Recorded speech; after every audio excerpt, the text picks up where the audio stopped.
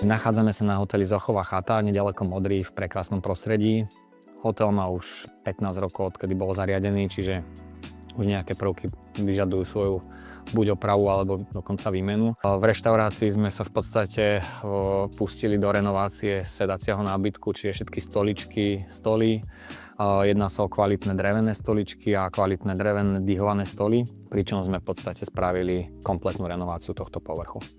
Keďže prvky v tomto hoteli sú všetko vyrábané na mieru, také signature, tak majitelia, respektíve prevádzkovateľia hotela sa rozhodli teda zachovať ich, preto išli teda cestou rekonštrukcie. My sme drevenú dýhu zachovávali farbu, obnovovali sme jej vzhľad, čiže brúsili sme ju, následne sme používali moridla podľa nutnosti a nakoniec sme to lakovali. Niektoré poškodenia sa dali opraviť lepšie, niektoré sme viac menej zachraňovali, ale myslím si, že vo výsledku je ten celkový vzhľad za reštauráciou oveľa lepší.